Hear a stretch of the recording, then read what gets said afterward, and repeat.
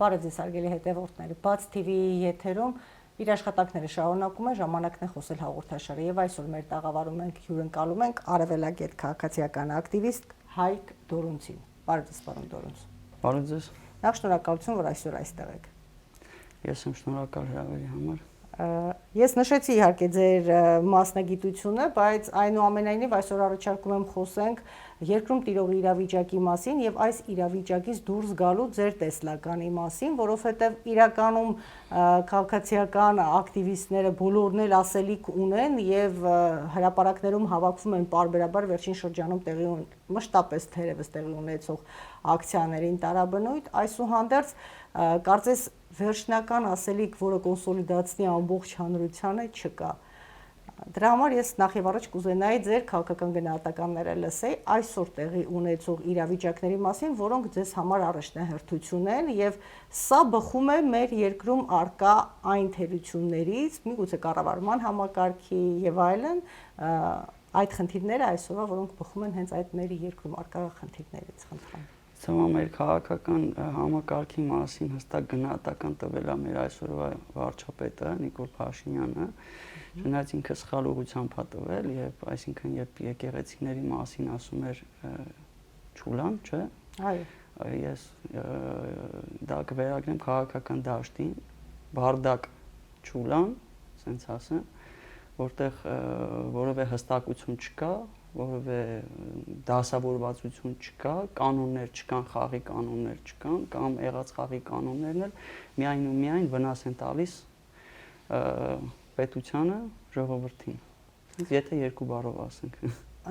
Անպայման վերցանում ենք այս ամենը, որովհետև ոմանց համար գուցե պարզ չլինի այսօր օրինակ եկեղեցու թեման բացեցինք հենց սկզբից, այսօր օրինակ վարչապետը իր պաշտոնական էջում գրում է, որ կարող է ապացուցել այն մեղադրանքները, որոնք հնչում են մի փոքր անբարեկիրթ են, չեմ հնչեցնում, բայց այնուամենայնիվ բոլորս հասկանում ենք, որ խոսքը եկեղեցի, եկեղեցու առաջնորդ եւ երկրի առաջնորդ ընդհանրման մասին է։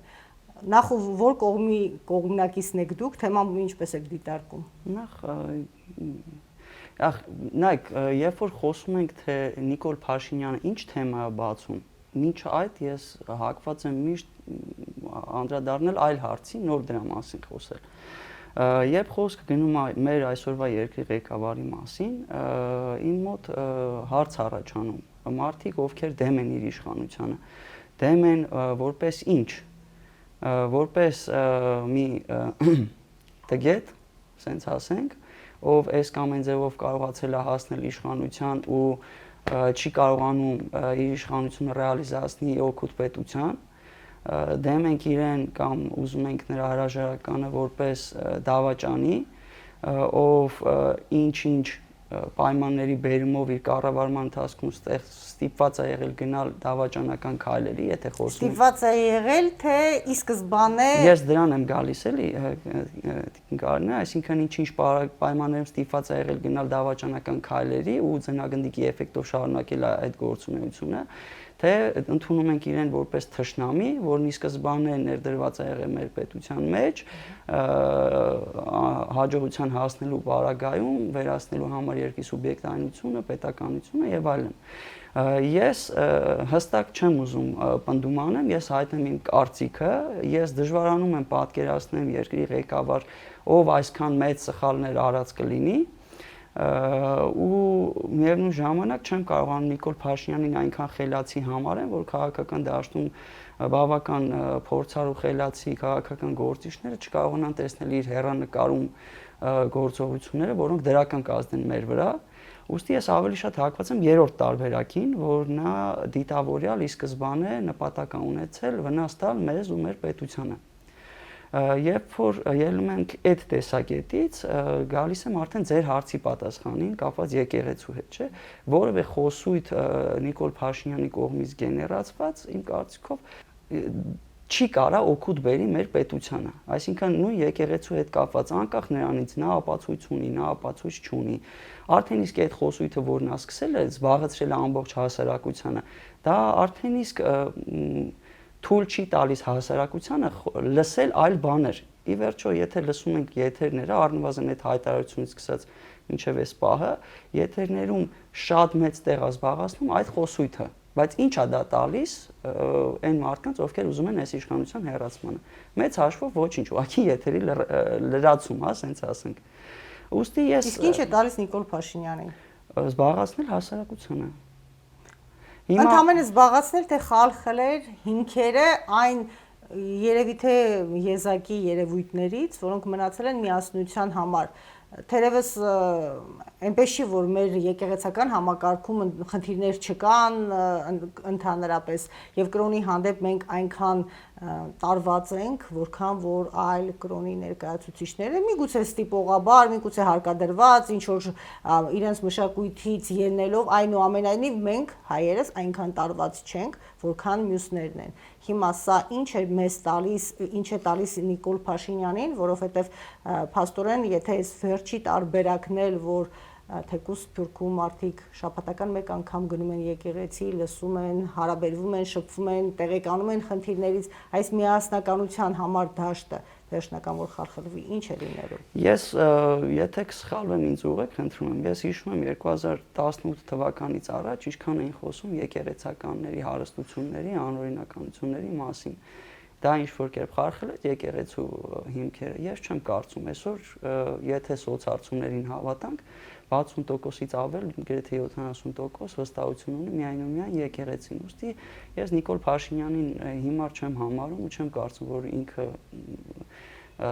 ես կարծում ինքը լավ գիտակցում է, որ սա մեծ հաշվով եկեղեցուն ոչինչ չի տալու, ուղղակի մի քիչ նյարդերը կփչացնի։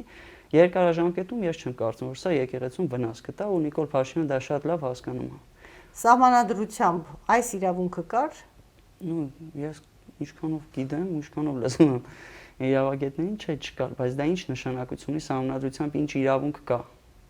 Հիմա հարցը մեկ այլ կողմից դիտարկենք, նոր շարունակենք, թերևս ավելի սահմանադրության հետ կապված առկա խնդիրները։ Հայտնի գործարար, ընդ որում ոչ Հայաստանում հնարավորություններ ստեղծած գործարարը Սամվել Կարապետյանը հայտնվեց կալանքի տակ, ձերբակալվեց եւ այլն։ Այսօր էլ խոսում էին, որ տեղափոխվում է այսպես ԱԱԾ համապատասխան ստորաբաժանումներ եւ այլն։ Ձեր վերաբերմունքը եւ կարծում եք այն աղմուկը, որը բարձրացրեց ընդդիմությունը, օգուտ ի նպաստ եղավ նույն Սամվել Կարապետյանի գործին, թե ոչ։ Ես կարծում եմ մեր քաղաքական դաշտը արդեն հասցրել է մի քանի հոգու վնաս տա, մեղմ ասած։ Քաղաքական դաշտը իր ամբողջության մեջ էլի, մարդկանց, ովքեր արժանի չէին իմ կարծիքով դրան։ Իմ կարծիքով, եթե ելնում ենք այդ տեսակետից, որ ներքաղաքական ընդհանրապես հարցեր են հիմա, իմ կարծիքով ընդդիմադիր դաշտը կհասցնի նաև Սամվել Կարապետյանին եւս վնասի։ Այսինքն կարող ենք ասել նրանք օգտվեցին այս հանգամանքից, թե ի սկզբանե ճիշտ էին ձեր կարծիքով վարչապետի կասկածները, որ սա նպատակաուղղված գործողություն էր Սամվել Կարապետյանի կողմից, ոչ թե ի պաշտպանություն եկեղեցու արտահայտություն էր, այլ ենթատեքստ ունեցող հայտարարություն, որ հաշվեհարդար կլինի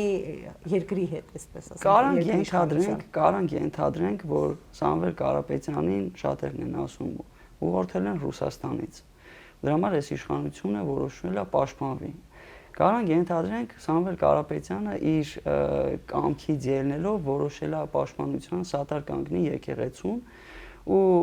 ելնելով այսօրվա իրողությունից այս իշխանությունը որոշել է իրան պատժի դրա համար։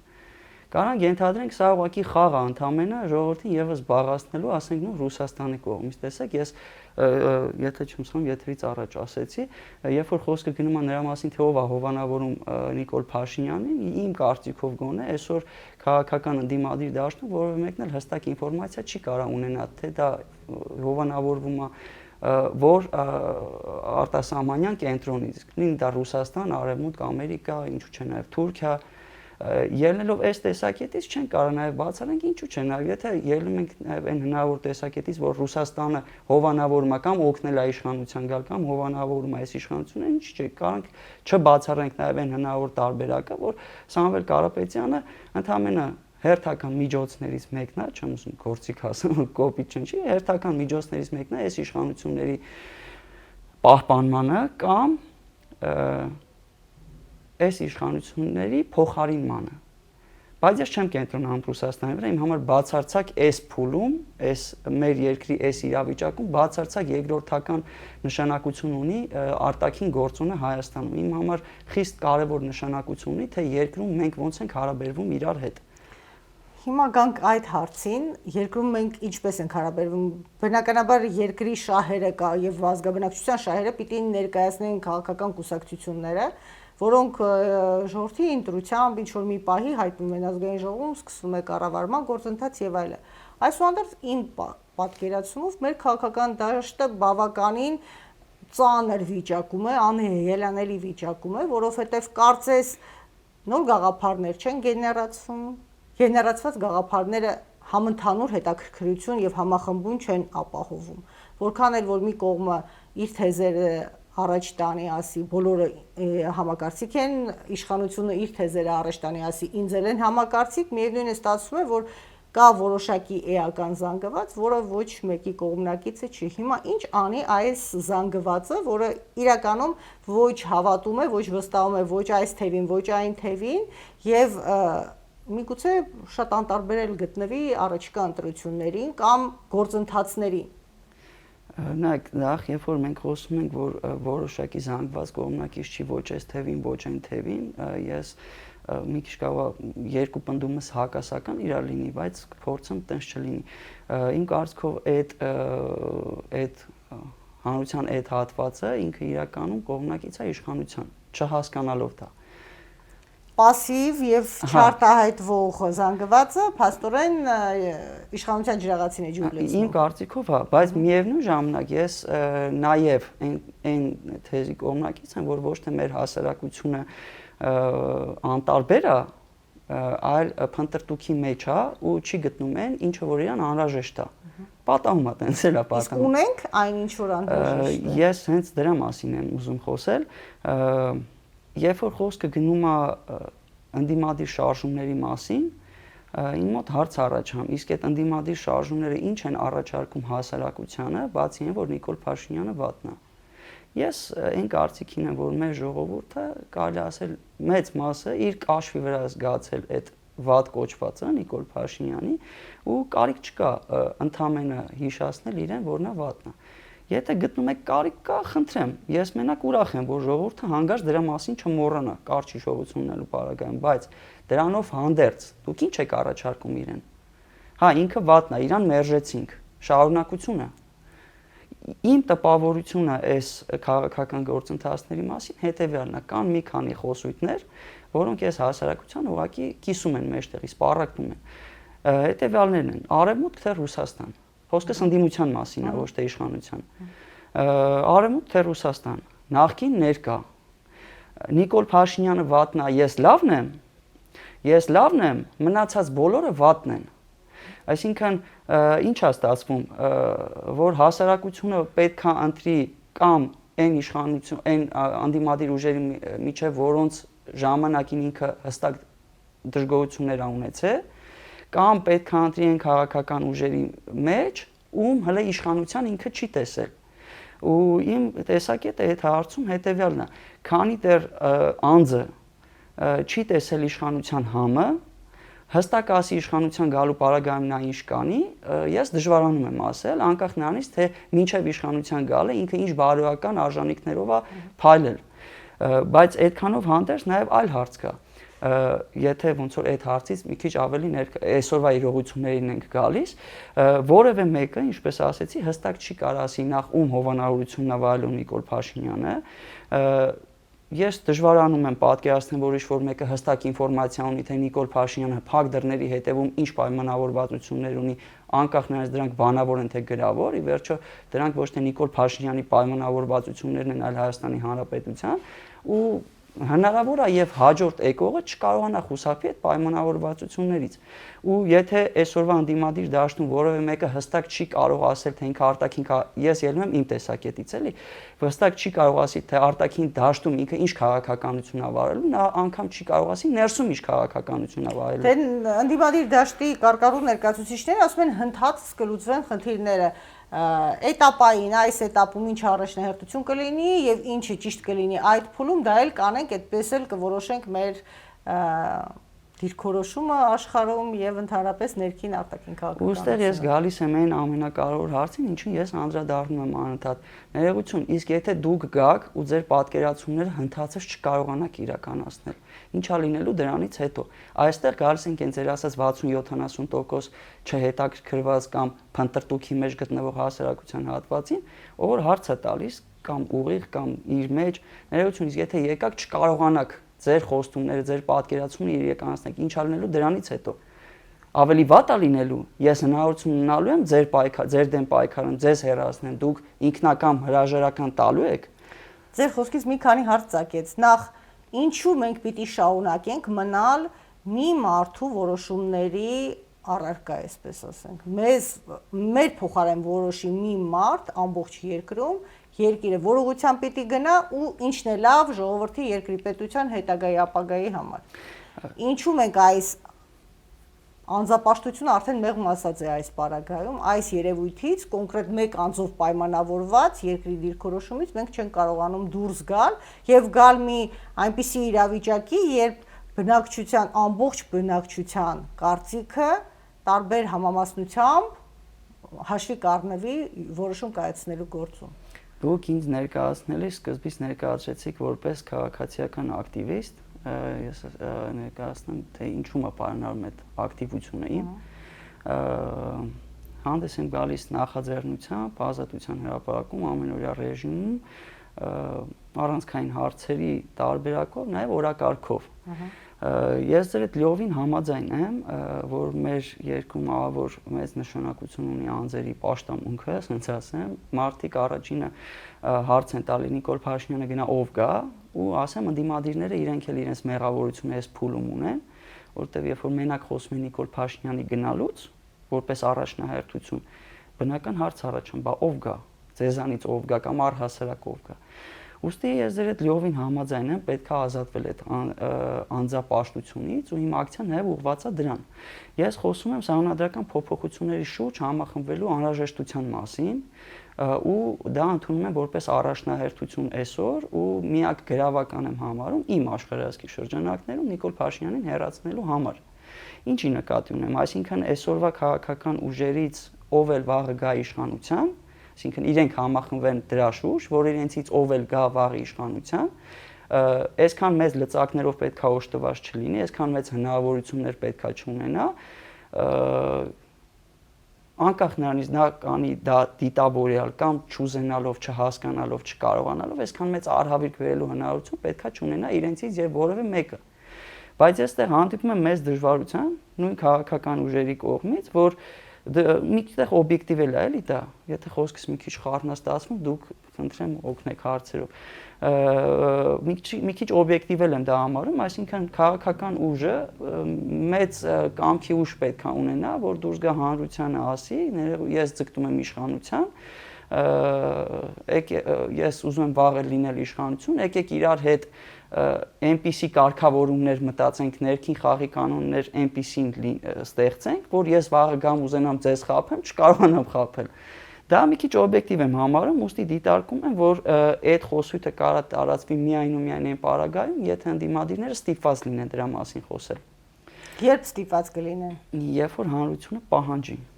Հիմա եթե մենք դուրս ենք գալիս այն գաղափարներից, որ քաղաքական դաշտն է թելադրում առաջնահերթություն, իշխանությունն է առաջնահերթություն եւ անհրաժեշտությունն է թելադրում, ով է բնակչության մեջ հասունացնում, ժողովրդի մոտ հասունացնում այդ դրա անհրաժեշտությունը, եթե նրանք դրան պատրաստ չեն, նկատի ունեմ քաղաքական դաշտը դրան պատրաստ չի, իսկ ժողովուրդը ինքը իր տանը նստած, թերևս առօրեական խնդիրները հոգալով ուղղակի ունակ չի հասնել դրան ինչ որ մի պահի, որովհետեւ իր խնդիրները առանց դրա էլ շատ են։ Դու Ես դա ոչ ցավոք զանգվածային լրատվական միջոցները այսօրվա դրությամբ որոշակի ազդեցությունների ներքո են գտնվում, այդ անձապաշտությունը մնում է ուժի մեջ, որովհետև ով ինչ կուսակցություն ներկայացնում է, այսպես ասենք, այդ անձի թեորիաներն էլ զարգանում են եւ ընդհանրապես առաջ են գնում։ Ազատության հրապարակում, երբ մարդիկ մոտենում են, ասում են, այս տեսակետները ոնց կարելի է ռեալիզացնել, իմ պատասխանը մոտավորապես նման է ձեր ասացին, այսինքն երբ պետքա փողոցում հնարավոր լինի այդ հարցի շուրջ որոշակի հետաքրքրություն ստեղծել, որ լրատվամիջոցները իրենք էլ ցանկանան դա լուսաբանեն։ Հիմա եթե կարճ բանաձևային մոտեցումով ասենք, օրինակ ինչ լուծումներ ունեք, որ մեր խնդիրների մեծամասնությունը կլուծվեն, այսինքն չի լինի միանձնյա իշխանություն,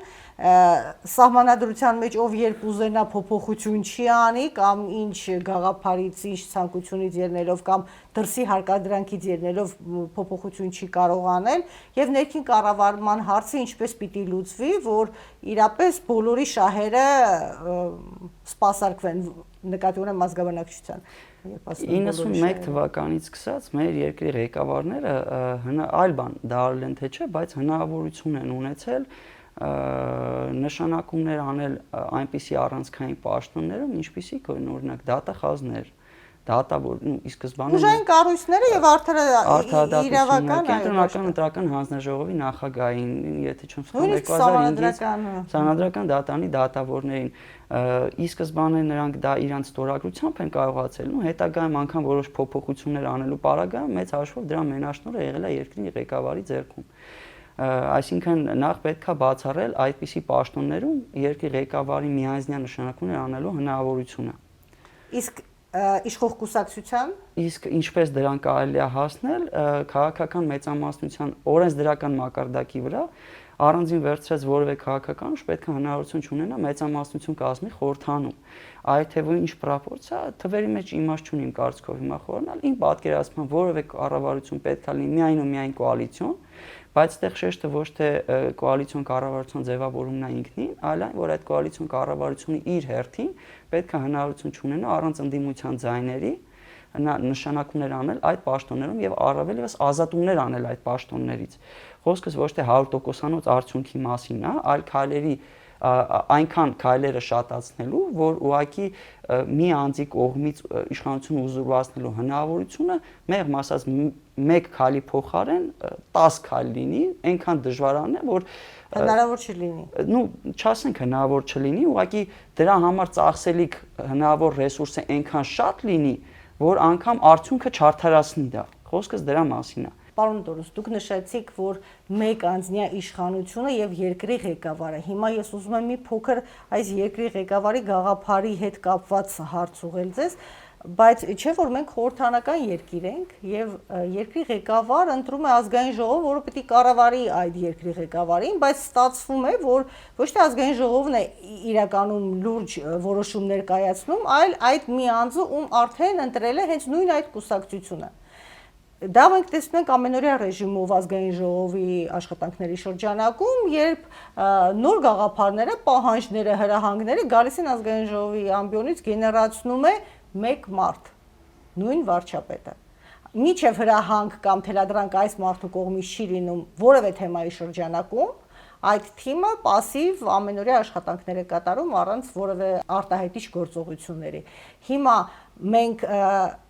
նախ արդյոք այսօրվա իրականության մեջ այդ մեկ անձը իրավունք ունի այդպիսի որոշումներ կայացնել թե ոչ եւ ինչ անենք, որ այս իրավիճակից էլ դուրս գանք, որ ազգային ժողովում այդքան մեծամասնություն չլինի, որը որ կարող է իրան թույլ տալ բոլոր հարցերը 100% երկրում արկա բոլոր խնդիրները ինքը իր թիմով որոշի, անկախ նրանից որ ներկայացված է ընդդիմություն, բայց իրականում այդ ընդդիմությունը լիովին զրկված է որևէ խոսք ասելու եւ խոսքը առաջ տանելու եւ նպատակի հասնելու հնարավորություններից։ Նախ եթե վերցնենք նա իրավունքը ունի թե չէ, ես մի քիչ ռադիկալ կողմնակից եմ այդ առումով, ես կարծում եմ առհասարակ ուժն է ծնում իրավունք, ու եթե մեկ անձ ունի այնքան ուժ, որ պետությանը թելադրի իր կամքը, հա նա ունի իրավունք։ այլ այստեղ հարցը հենց այդ իրավունքի, այդ ուժի տարալուծման մասն է, որ մեկ անձը չունենա այդ ուժը։ Տեսեք, դուք ասացիք կուսակցությունների մասին եւ ասացիք կուսակցությունը առաջադրում է երկրի վարչապետ, չէ՞։ Ես մի քիչ այլ տեսակետ ունեմ։ Իմ կարծիքով մեր երկրում ոչ թե կուսակցություններն են առաջարկում վարչապետ, այլ մեկ անձի շուրջ ստեղծում է կուսակցություն։ Ես դրանք անվանում եմ 3 ամենամեծ կոռուպցիոն ռիսկերը մեր պետության մեջ, այսինքն մեկ անձը խոստումներ է տալիս իշխանության գալու պարագայում պաշտոններ բաժանել, անկախ նրանից նրանք դրան արժանի են թե չէ։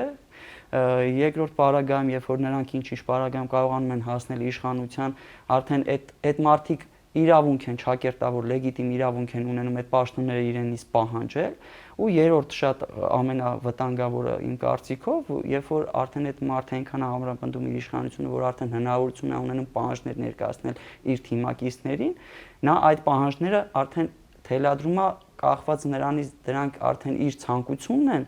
թե այլոց ցանկությունն են իր բերանով հնչեցված։ Դա կապված նրա հետ, որ ասում է կուսակցությունն առաջադրում է վարչապետ։ Իսկ կապված խորհրդանի հետ շատերը կողմնակից են կիսանախագահականի այն տեսակետից ելնելով, որ կիսանախագահականում կա որոշակի զսպող մեխանիզմներ կապված գործադիրի, օրենսդիրի եւ նախագահ որպես հավասարակշռող մարմին այդ երկուսին։ Ես կարծում եմ անգամ կիսանախագահականի պարագայում, այն կիսանախագահական, որ մենք ունեցել ենք, երկրի իշխող անձը հնարավորություն է ունեցել նույն խորհրդանում ունենալ այնքան ձայներ, ինչքան որ իրեն անհրաժեշտ են։ Այսինքն, եթե անգամ վերցնում ենք կիսանախագահականը, խորհրդանում շատ կարևոր է, թե մեծամասնությունն ու փոքրամասնությունն իրար հետ ոնց են հարաբերվում, ինչ, ասենք, պրոպորցիա համամասնությամբ են իրար հետ հարաբերվում, այսինքն այդ առումով երևի շատ ավելի շատ կարա ասի Խոսրով Հարությունյանը, դա իր տեսակետն է, ես ոնց որ վերցրել եմ իրանից այդ միտքը, ձևակերպումը, այսինքն ստեղ ոչ թե հարցը այնա, թե գործադիրն ու օրենսդիրը ինչ հավասարակշռման մեխանիզմներ ունեն իրար մեջ, այլ թե օրենսդիրում մեծամասնությունն ու փոքրամասնությունը ինչ հավասարակշռման մեխանիզմներ ունեն իրար մեջ։ Ի վերջո, եթե նույն ձեր վերած օրինակով ես պայմանական 70 հոգու կարողացել եմ մտցնել ազգային ժողով, անկախ նրանից իրանք ինչ փոքր ազդեցություն են ունեցել այդ հարցում, էլի, փոքր կամ մեծ, կարողացել եմ մտցնել ազգային ժողով ու ես կարողանում եմ թելադրել իրենց իմ կամքը, այլ ստեղ ինչ որ այլ բանի մասին խոսալու անհրաժեշտություն ինչու՞մն է կանում։ Սա իհարկե շատ ավելի գլոբալ է երկրի ընդհանրապես բնականon իրականում լուրջ գործունեության առումով, բայց պիտի անպայման վերադառնամ մեր այսօրվա իրականությանը, հենց սա է պատճառը, որ բոլորիս աչքի առջև դա տեղի ունեցավ, Նիկոլ Փաշինյանը սկսեց գործողություն, պատահական թե ոչ պատահական մարդիկ միացան, թիմ կազմվեց, ընդ որում դա տեղի ունեն բոլորիս աչքի առջև, թիմը գրեթե պատահականության սկզբունքով էր ընտրվում, որովհետև ուղղակի չունեին այդքան մարդ, ովքեր կարող էին գալ եւ պաշտոններ զբաղեցնեն, իսկ պաշտոնները պիտի լինեին, դրա համար էլ պատահական մարդիկ առանց որևէ կրթության կամ համապատասխան կրթության հայտնվեցին այնպիսի դիրքերում այսօր, որ ուղղակի պրոֆեսիոնալ մարդիկ ասելիք այլևս չունեն եւ անելիք էլ չունեն, որովհետեւ փաստորեն ղեկավարվում են անհասկանալի գործընթացներով, անհասկանալի process-ներով, անհասկանալի հետաքրքրություններից ելնելով կամ շահերից ու նպատակներից ելնելով։ Պրոֆեսիոնալ մարդիկ իրենց մասնագիտության մեջ թե որպես քաղաքական գործիչներ։ Որպես մասնագիտության մեջ նախ եւ առաջ, որպես քաղաքական գործիչներ ցավոք սա նմանատիպ երևույթ է, եթե նախքին մեկ օրում ծակող եւ զարգացող կուսակցություններն են դիտարկենք ինչպես են եղել, թերևս նմանատիպ մեխանիզմներով, մի քիչ ավելի շատ, մի դեպքում մի քիչ ավելի քիչ, մյուս դեպքում այնուամենայնիվ այս երևույթը մեզանում կա։ Սա մեր բոլորի աչքի առջև տեղի ունենում եւ ժողովուրդը շատ հանգիստ եւ հանդուրժող դիրքորոշում է ունենում, հա ինչ անենք տարբերակով, հա գուցե ավելի լավ բարի նպատակներ, այսինքն անընդհատ հում են անում մարդու բարոյականության կամ իրենց հույսերն են պրոյեկտում այդ մարդկանց հետագա անելիքների առումով եւ այսպես ընտրվում է կազմ, որը հետագայում էս ղեկավարում է, մի մասը մնում է դժգոհ, մի մասը ով օգտվում է լռում է եւ այսպես իրավիճակը լուծում չի ստանում։ Նայեք, ես մի քիչ բացասական վերաբերմունք ունեմ մեր հասարակության կրթվածության մակարդակի քաղաքական հասարակական խնդիրները հասկանալու ունակությունների հետ կապված ու դա նես չի նոր բան է։ ու այդ պարագայում որևէ հասարակություն իմ կարծիքով միշտ էլ արժանի է իր ղեկավարին սկսած 91 թվականից մինչև այսօր ու վաղն էլ բայց այդտեղ այլ հարց առաջանում մի տեսակ փակ շղթա է ստացվում եթե երկրի ղեկավարը դուրս է գալի ժողովրդից այսինքն իմ կարծիքով հայելային արտացոլանքն են իրար այդ պարագայում այդ ժողովրդից դուրս եկած երկրի ղեկավարը արդյոք երբևէ շահագրգռված կլինի այդ նույն հասարակության մակարդակը այնքան բարձրացնի որ իրեն հարցեր տալ կարա լինի փոքր հավանականություն դա իմ կարծիքով չնչին է ու ստեղ այդ փակ շղթայից դուրս գալու մի տարբերակ կա օրինակ ես հա իմ մեջ ինչ որ առումով սենց ասենք կամք եմ գտել որոշակի իմ տեսակետը առաջ տանելու այսինքն հասկանալու խնդիրները ու փորձելու լուծում առաջարկել բայց երբ որ խոսում ենք ժողովրդի մասին ոչ թե անհատների ինչ անի այդ ժողովուրդը եթե այդ անհատները իրեն ոչինչ չեն առաջարկում ոչ բոլորը պատրաստ են իրենց առօրյայից կտրվեն անկախ նրանից հիմա մենք կարանք ասենք լավ դու այսօր ունես այս առօրյան այս վաղը կարաս չունենաս բայց ոչ բոլորին է տրված դրա հետևից գնալ ուստի այն մարդիկ է ձեր ասած պրոֆեսիոնալները ովքեր որ դժգոհում են Նիկոլ Փաշինյանը տնտեսական քաղաքականությունից են դժգոհում արտաքին քաղաքականությունից են ու ասում են մենք իրար դեմ չեն իր հետ չեն կարող պայքարենք պայմանական կամ մի քիչ չափազանցում են 10000 հոգի փորձել է միասնական դուրս գա մի հարցի շուրջ չի եղել եթե ես մի քիչ այս հարցում քիչ երկար խոսամ ինձ ներողամիտ եղեք խնդրում եմ ուղղակի ես այն կարծիքին եմ որ առնվազն եթե 2023 թվականի սեպտեմբերյան դեպքերից հետո Արցախի դեպքերից հետո քաղաքական դաշտը իր ամբողջության մեջ չի գտել ընդհանուր եզրեր համագործակցելու ես դա համարում եմ անբարոյականություն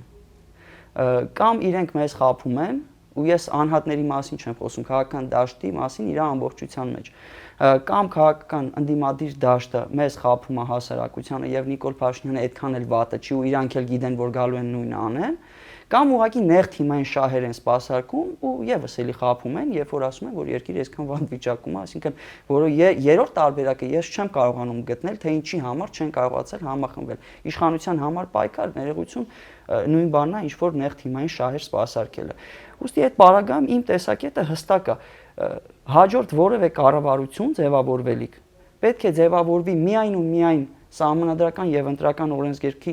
նման փոփոխություններ իրականացնելու եւ շատ կարճ ժամանակում 1-1.5 տարի նոր ընտրություն կազմակերպելու անգամ եթե այդ կառավարությունը ձևավորվել է 2026 թվականի արդյունքում Տեսեք հաճախ մարդիկ ու ոչ միայն շարքային ինձ նման քաղաքացին ում հետ ես զրուցում եմ, այլ նաև քաղաքական գործիչներ ու իմ համար դա ուղղակի ցավալի է։ Ասում են լավ, վերցնենք քո տեսակետը ճիշտ է ու այդ փոփոխությունը իրոք կա դրա անհրաժեշտությունը, բայց մինչև Նիկոլ Փաշինյանը չգնա, դա հնարավոր չի լինի։ Ներողություն, բայց դուք ինչի համար եք ուզում Նիկոլ Փաշինյանին հստակ հեռացնեք։ Հետո հասարակությունը ձեզանից ի՞նչ է պահանջելու։ Տեսեք, ես թիրախավորման խնդիր չկա, էլի, ուղղակի որպես մեծ ֆիգուր իր անունն եմ տալիս։ Ռոբերտ Քոչյանի ասուլիսն եմ նայում, մոտավորապես ժամ-ժամուկես։ Ինքը ինչ որ առումով ազնիվ է, երբ որ ասում ենք Ռուսաստանի հետ պետք է մեր հարաբերություն այսին, հստակ ասում այն, բայց թե դա ինչ արդյունք է տալու, ինչի համար է ինքը ուզում Ռուսաստանի հետ հարաբերությունները հստակեցնել, այսինքն այդ հստակեցման արդյունքում ինչ ենք ստանալու, հասարակությունը իրենից ինչա պահանջելու, այսինքն դրա պատասխանները չկա, կամ նույն Սերժ Սարգսյանը այս պարագայում իր անունը տան, որ նես չստացվի։ Այսինքն նույն Սերժ Սարգսյանը իրանք պահանջում են իմպիչմենտի, պատկերացնենք իմպիչմենտը ստացվել է, չնայած չեմ հավատում այս պարագայում։ Պատկերացնենք իմպիչմենտը ստացվել է, իրենց տեխնացուն անունը մի խոսքով իրենց Դավիթ Համբարձումյանը եկավ երկիր, ի՞նչ է նա անելու։ Պայմանական որում առ այս պահը որևէ հարցազրույց չեմ հանդիպել, որ տեղի է ունեցել նրա հետ եւ նա իր կարծիքներ է հայտնել կամ դիրքորոշումներ կամ անելիքներ են ցուցակագրվել եւ հայտարարվել ընդհանրապես որևէ ձայն չկա այս պարագայումից դա երկրորդական էլ է Սերժ Սարգսյանն էլ կամ իր կուսակցության առանցքային ներկայացուցիչներն էլ հստակ չեն ասել այդ կա երկրի վարչապետ նստելուց հետո ինչքան ժամանակ որ պետքա լինի հասարակությունը ինչ է իրանից պահանջելու կամ նույն սրբազան շարժման շրջանակն եմ տեսակ, երբ որ ես ասացի մեր ընդդիմադիր դաշտը շատ մարդկանց է վնաս տվել իր ամբողջության մեջ, ի նկատի ունեի նաև այդ թվում Բագրատ Սրբազանին, որ մարդու անկեղծ ձգտումները մեր քաղաքական դաշտը անուններ չեմ տալի, բացարձակ ամբողջությունն նկատի ունեմ, օգտագործեց Բագրատ Սրբազանի ազնիվ մղումները ինչ որ արդյունքի հասնելու համար, ուղղակի ոնց ու զուտ իր շահերի համար, սենց ասեմ, ու ուղղակի չստացվավ։ Նույն սրբազան շարժման շրջանակներում Ինչի չստացվեց։ Ես նույն սրբազան շարժման շրջանակներում ինչ էր առաջարկում սրբազան շարժումը, ոչ թե Բագրատ սրբազան, այս շարժման մասին է խոսքը, ինչ էր առաջարկում շարժումը։ Հեռացնենք Նիկոլ Փաշինյան, կարևոր չի իմպիչմենտով, ուղղակի հրաժարականով, հեռացնենք կառավարությունը ձևավորվում 1 տարի հետո նոր ընտրություն։ Ներողություն, բայց միջև ընտրությունը ինչ եք անելու։ Եթե խոսքը նրա մասին է, որ դուք ընտրությունների արդյունքում, օրինակ, պետքա սահմանափակեք Նիկոլ Փաշինյանի ընտրությունների մասնակցելու հնարավորություն կամ իր թիմակիցների ընտրությունների մասնակցելու հնարավորություն, բայց այդ պարագայում դուք ինչով եք իրենց տարբերվում։ Եթե դուք չեք սահմանափակելու իր հնարավորությունը ու չի բացառվում նաև, որ կարող նաև ինքը լուրջ ձայներ հավաքի, որտեղ անգամ այս պարագայում ինքը բավական լուրջ ձայներ ունի։ Այդ պարագայում ձեր պայքարն ինչի համար է ներողություն, այսինքն այդ հստակեցումների բացակայությունը թույլ չտվեց այն ազատության հրապարակում 50-60 հազար մարդուն հաջորդ օրը նորից դուրս գալ փողոց։ Կապված ընտրությունների հետ կապված, եթե թույլ տաք էլի, ես էլ ասեմ, նոր ձեր հարցը լսեմ։ Տեսեք, շատերը շեշտը դնում են ընտրության վրա։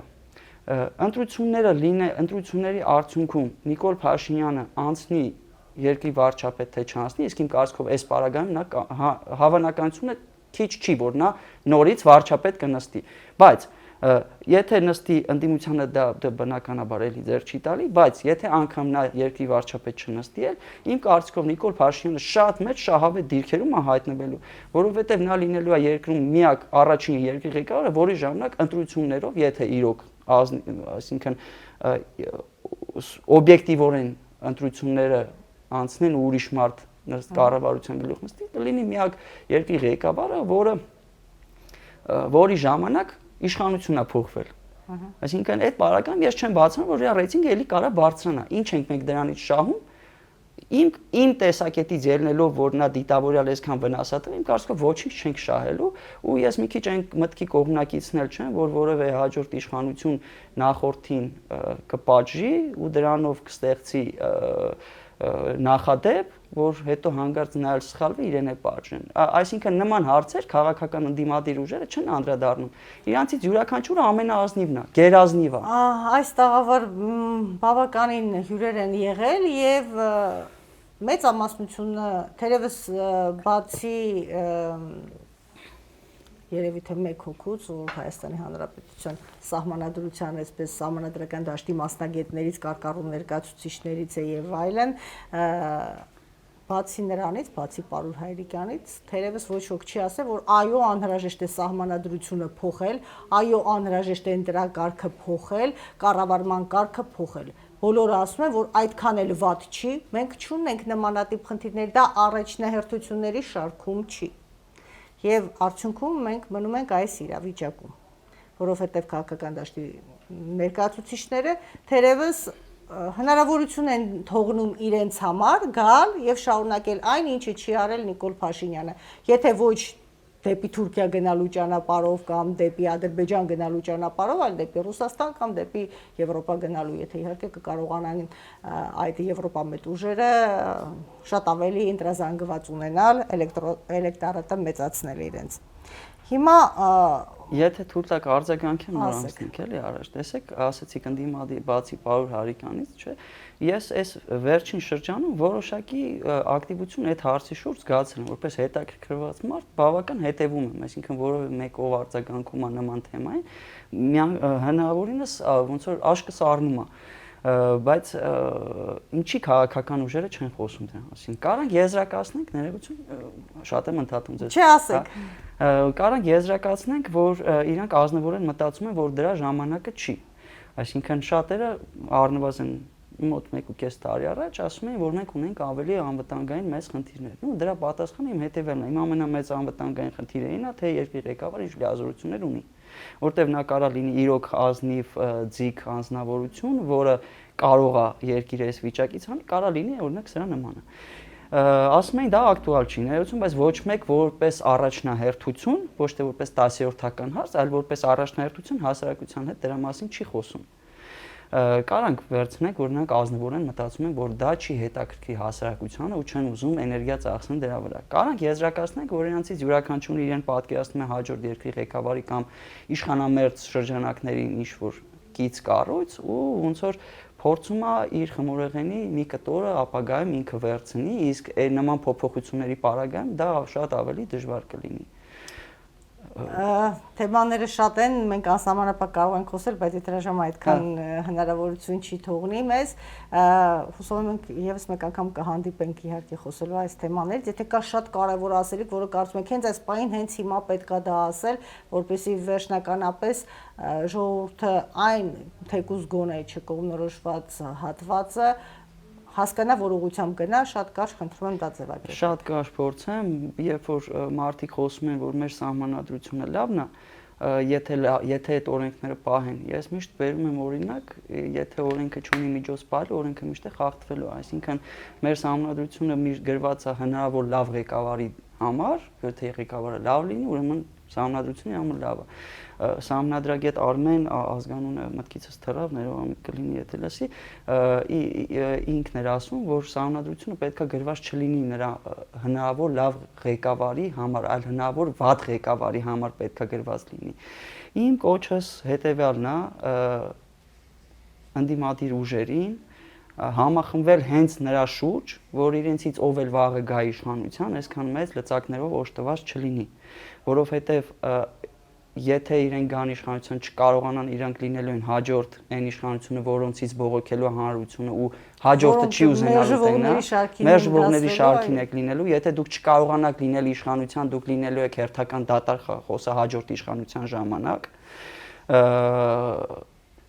կոչ եթե կարելի է հանրությանը այդ քաղաքական ուժերից ոչ թե պահանջել անձ, որի հետևից կարելի է գնալ, այլ պահանջել հստակ դիրքորոշում, թե իրենք ինչ են անելու նախ, ինչի համար են իրենք ուզում գան իշխանության։ Երկրի համար առանցքային հարցերի շուրջ։ Ու երկրորդը շատ ավելի մեծ իմ համար բարձր պլան կա, թե ինչ լծակ են իրենք պատրաստ տան ժողովրդին, եթե իրենք իրենց պատկերացումները չկարողանան կատարել ու վերջում ես եթե թույլ տաք էլի շարունակում եմ ոչ անձրևային եղանակներին ամենօրյա ռեժիմով ժամը 6-ից 8-ը լինում եմ Ազատության հրապարակում այն հետաքրքրված քաղաքացիներին կոչ եմ անում